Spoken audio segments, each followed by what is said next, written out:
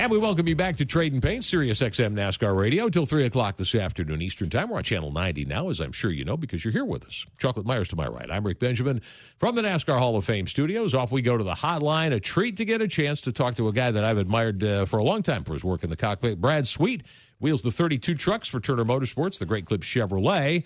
Also wheels a Kasey Kahne Motorsports sprint car, the World of Outlaws Tour. A guy I've watched in the open wheel cars many, many times. Brad, how are you? Welcome to the program.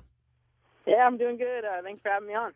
All right. A treat to catch up with you here. Dover this weekend. This is a pretty tough place. Kind of makes you think that sprint car might not be a bad alternative this weekend, huh?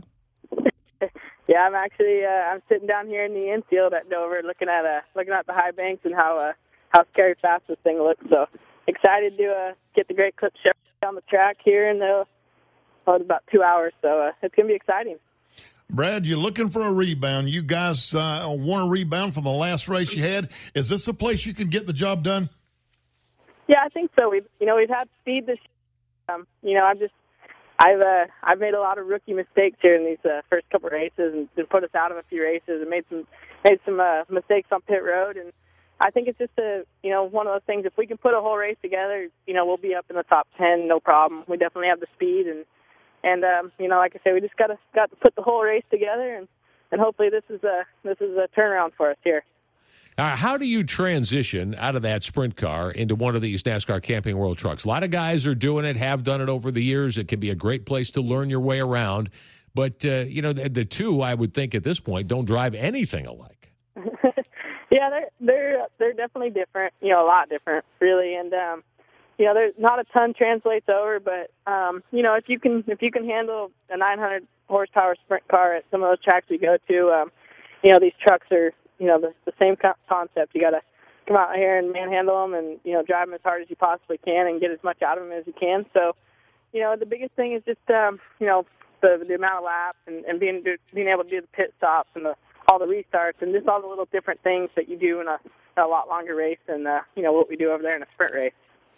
Brad, I got to ask you this question, and once again, you mentioned a few minutes ago, you said mistakes on pit road. We've had Mark Martin on this radio show, guy been around for quite a while, that says coming down pit road is the hardest thing he's ever done. And for you, a guy that you don't have that opportunity, and to be quite honest with you, there's no way to practice that, just how tough is it to get the hang of coming down pit road?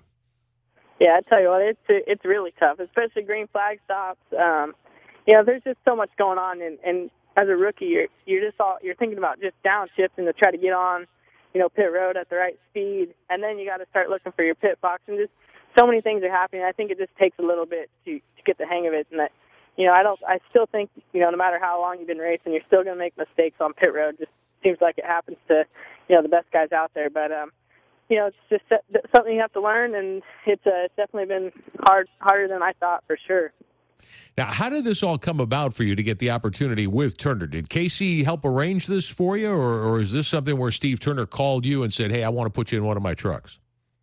It's more to do with Great Clips. They came on board last year, and they're, they like to, diversify themselves. They're in the Nationwide Series with Kasey and Jason, and they wanted to do something a little bit in the truck series, and, I just happened to be, lucky enough. I was driving for Kasey and Doug Stringer and, Great Clips and all them put it all together. And I drove for Doug Stringer for 8 races last year. And, we were able to, Turner was starting a third team, and it just seemed like the right place to go with Great Clips and myself and Doug. So we ended up over here and excited. It's great equipment, and, we just need to get some results out of it now. One of the things that we hear a lot of talk about is learning car control. Austin, Ty Dillon, those guys are running dirt. You're on dirt with the World of Outlaws and the things that you're driving, the sprint cars. Does all of that the same thing? Does it matter what you're driving on dirt, but do you always learn that car control? Yeah, I think dirt's a great way to learn car control. It's just, especially with the horsepower that we have. Our sprint cars have, quite a bit of horsepower for the weight, the amount of weight that they weigh. So you learn a lot of throttle control, you learn a lot of car control, because you run them, right on the ragged edge of spinning out all the time. So, it's definitely a good place to learn, and you can definitely take pieces of that over to the Truck Series, and I'm sure the Nationwide and Cup Series as well, too. and I think once it all comes together, that's what makes maybe someone that learned on dirt just a little bit better, sometimes than other guys where they learned. It's great to know that you're able to keep doing the open wheel deal as well as learning your way in the truck series, I think, because we've seen so many of our heroes come through. Kasey is a great example of a guy who's got a terrific open wheel resume. You take that car control dirt track experience, you bring it to NASCAR. It does seem to accelerate the learning curve there. What's a good season run for you? I mean, do you think you can be a top 10 truck in the standings, a top 15, rookie of the year? What are your goals at this point? Right now, we're just taking it one race at a time. We've had just a rough start. We've shown speed, and we haven't got a top 10 in the first 5, which we were definitely hoping to get a few. We finished 11th at Phoenix, and as a team, we've as James Buescher and Ricky Carmichael are my teammates, and we've both, all three of us, have struggled a little more than we thought. And I think just take it one race at a time. Just get good, solid. If we can start with a good, solid top 10 finish, and then just work from there, and to see if, how well we can build it up to the point that we can contend for top 5s, week in and week out. Brad, you're one of the teams. You're going to have a little extra help in the pits this week, right up the street, Dover Air Force Base. You guys going to have a special person from the Air Force, I think, hanging out with you this weekend. Got to be pretty daggone proud of that. Yeah, definitely.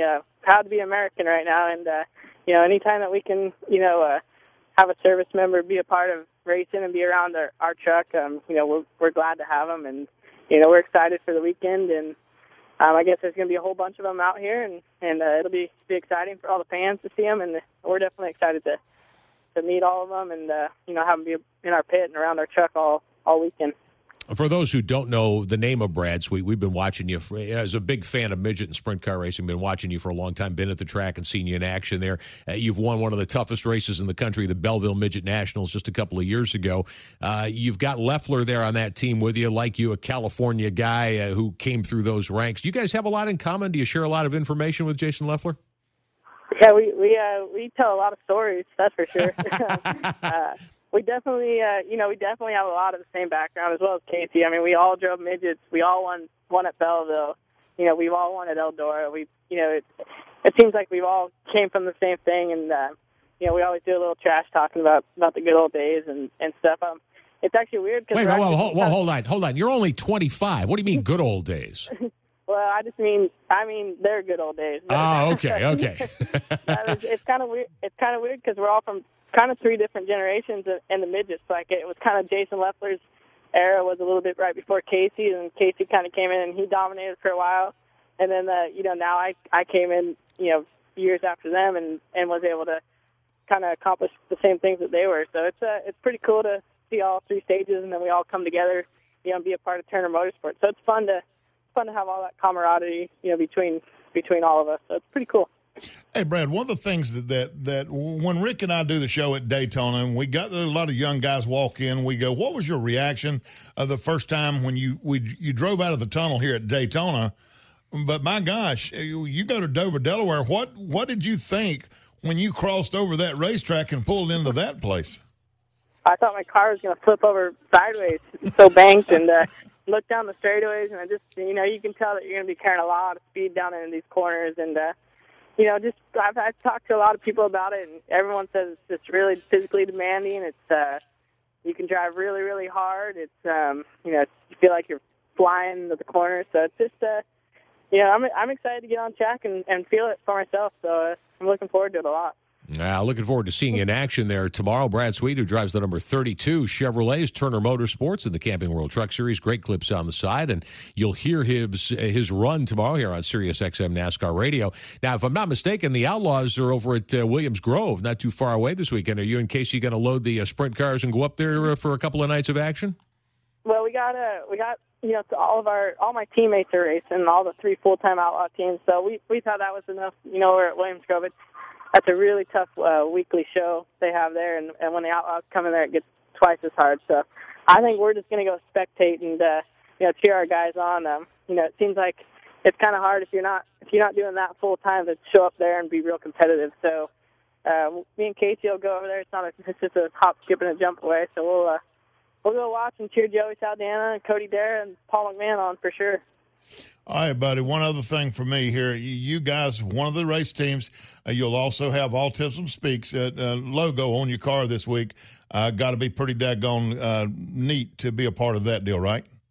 Yeah, absolutely. It's always good to be a part of anything like that. And autism's, Trent Owens is my crew chief, and he has a son with autism, so it's home. When it's like that. So it's good that, we can be a part of that program for sure. Good deal. You're with a good guy. Trent's one of our favorite guys, frequent guest on the program as well. Want to wish you the best with him tomorrow in that 32 truck. Yeah, thank you. We appreciate it, and, we'll do our best out here. Good deal. All right. Enjoyed having you with us. Hope we get to talk with you again soon. Brad, have a great finish up there tomorrow. Okay, thanks for having us on. Appreciate it. You bet. Brad Sweet drives the Great Clips Chevrolets, the 32 truck, Turner Motorsports this weekend at Dover International Speedway. Tomorrow, the Lucas Oil 200 here on Sirius XM NASCAR Radio.